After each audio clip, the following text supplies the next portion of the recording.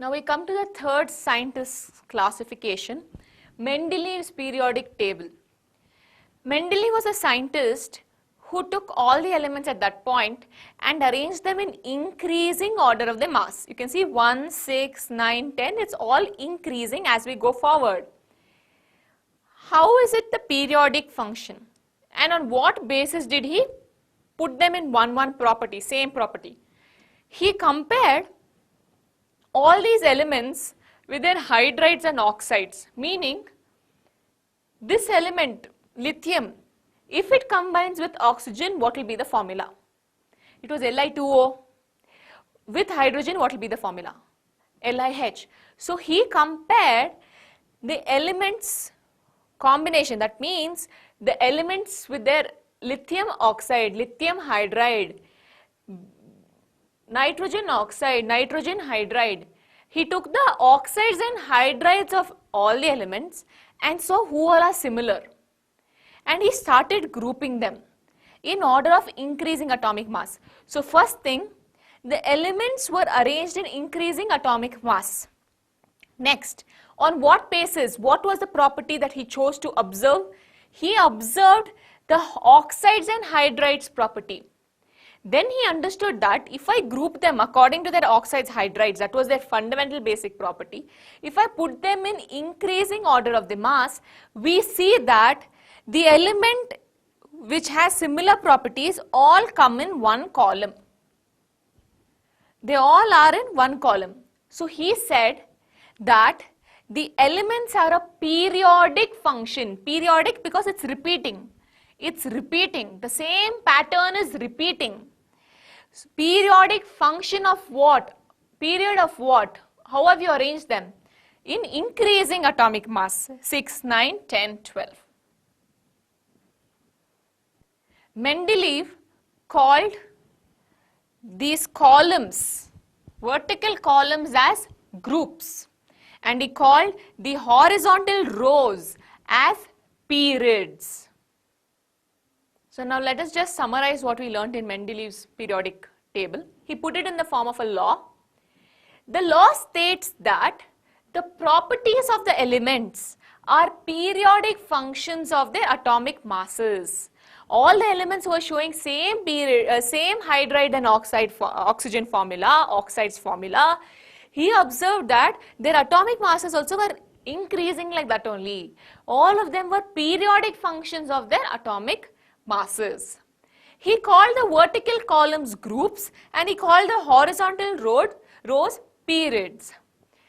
The note to be understood in this was on what basis he chose the formula, on what basis did he decide the property. He used the formula of hydrides and oxides as the basic property for the classification of the table. I repeat, he used the formula of hydrides and oxides of the elements as the basic property of the classification of the elements or in the periodic table. Let us now understand the achievements and limitations of Mendeleev's periodic table. First achievement, similar properties of the elements were grouped together. It was good. Similar properties of the elements were grouped together, not like octaves where cobalt and nickel showed different properties from fluorine, chlorine, bromine. So here more elements were there, more grouping happened, still law held good, and we could see similar elements grouped together. Point 2. He left some gap in between in the table. What does that mean? Look here, there were some gaps left. You can see there's a gap here. You can see there are gaps here. What does it mean? Mendeleev felt, okay, there is a good possibility that there will be an element in the future that is going to be discovered and will fit here correctly. So he left scope for discovery. He did not assume there won't be any elements discovered. So that was an achievement. He expected elements to discover, and today they are satisfied. We have discovered and filled it. Point number 3, the next point was, there was something called as noble gases that came later. What are noble gases? Noble gases are atoms that are completely stable. Those gases are stable. They do not lose electrons or gain electrons. Such gases are called as noble gases or noble elements. So now these gases were not discovered at that point of a time. Later on, when the discovery happened of noble gases, what to do? Where do we place them? All noble gases obviously have similar properties.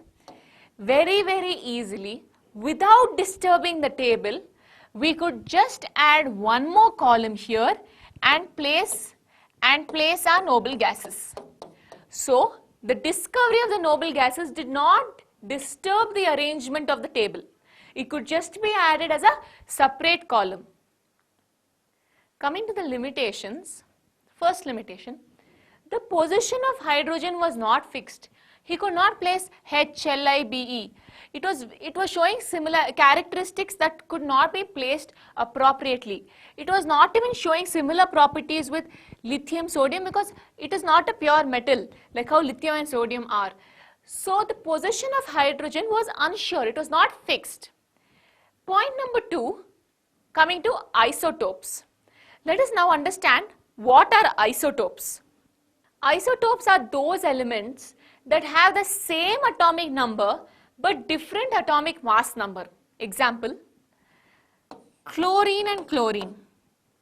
Both the chlorines have atomic number 17 only. 17 protons, 17 electrons, 17 protons, 17 electrons. But the atomic mass number of chlorine in some atoms were found to be 35 point something, and in some atoms were found to be 37 point something. You can see that atomic mass numbers are different, but the atomic numbers are the same. Such elements that have same atomic number but different atomic mass number are called isotopes. So now you can observe chlorine's atomic mass here was 35. He grouped 35. What about the other chlorine whose atomic mass was 37? So where do we put them? Where do we put that chlorine 37? Should we put it here? Should we put it after this? Should we put it here? We don't know where to put the chlorine. So he did not justify correctly what do we do with isotopes. That was the second limitation. Coming to the next limitation, he said we arrange them in increasing order of atomic mass. If you can observe here, 50.94, next number is 50.2. Is it increasing? No, it is decreasing. Look here, 58.9 is becoming 58.71. Is it increasing? No, decreasing. So he did not follow the pattern of increasing atomic mass continuously. Next, as you can observe, from 6 it's going to 9, difference is 3. From 9 it's going to 10, difference is 1. From 10 it's going to 2, difference is 2, 3, 1, 2. So the increase, the steps of increase, sometimes it's more, sometimes it's less. Sometimes it's more, sometimes it's less. So we cannot tell in the future exactly how many elements will come in between. There is no fixed pattern over here. It is randomly increasing in different intervals, different jumps. So we could not tell, okay, since the difference is the, 3 elements might come. There is no pattern because suddenly somewhere else point difference is there. 44 to 47.9, you can see 2.6 difference here. So you cannot tell what is the jump or how many elements can fit in between these 2 elements. Page number 85, question 1. Use Mendeleev's periodic table to predict the formula for the oxides of the following elements. So now we have to use Mendeleev's periodic table and predict the formula. So now K, the general formula for K is R2O. In the place of R is the variable element, you can put any element over there. O is oxygen, that's the oxide. In the place of R, put K. So you will get K2O. Next, for aluminium, R2O3. In the place of R, put Al. Al2O3. Carbon. In the place of RO2, in the place of R, put C, CO2. Silicon, in the place of R, put Si, SiO2. Next, barium, in the place of R, put Ba, BaO. You do not have to by heart this table. If questions like these are asked, a general form of the table will be given. You have to compare it to the table itself and take the answer. Before we go to the other question, let's just understand one thing. We learned that Mendeleev left few empty spaces in his table. And he said, in the future there will be elements discovered and it will fill up these gaps. So what he did was, he predicted many such elements, out of which 3 of the elements were Eka boron, Eka aluminium, Eka silicon. What he did was, he told there will be an element belonging to the same group of boron. So if there's boron here, there will be one element below. So obviously properties will be same. So he just called it Eka boron. Eka means one in Sanskritam. So he said in this group where boron is there is an empty space where there will be another element in the future discovered that will appropriately fit here. He called it as Eka boron. Like that, he predicted even for aluminium. In the same group of aluminium, he predicted one another element that will be discovered in the future and called it Eka aluminium. Similarly, for silicon, in silicon's group, he told there will be one element in the future where you can put and it will appropriately fit when discovered, and he called it Eka silicon. This was when Mendeleev declared the table, declared the law. Now, many years later, after a lot of discovery, we have discovered 3 new elements: scandium, gallium and germanium.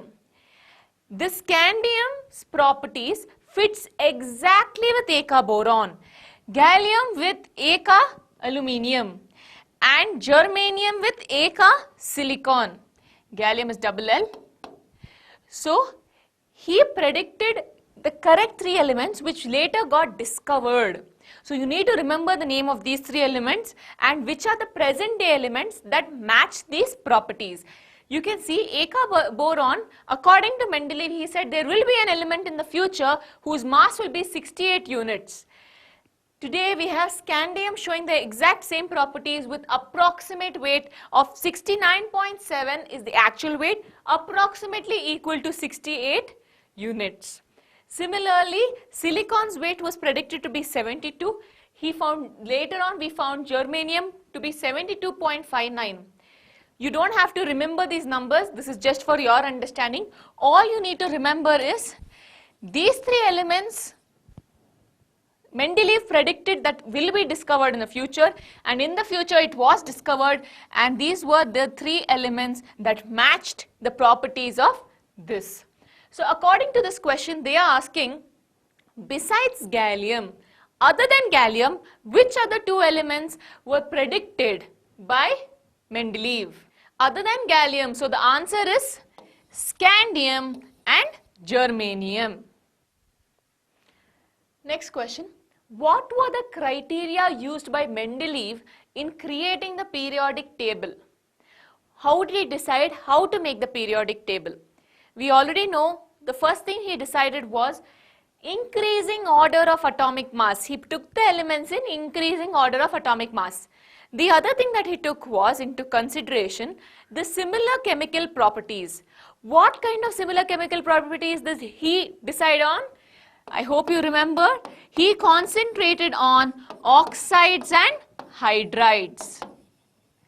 In detail, word-to-word answer will be given in the notes. Please refer it simultaneously. Next question. Why do you think that noble gases are placed in a separate group? You remember when we discussed Mendeleev periodic table, we learned that the table was not disturbed and a new group of noble gases could just be placed there.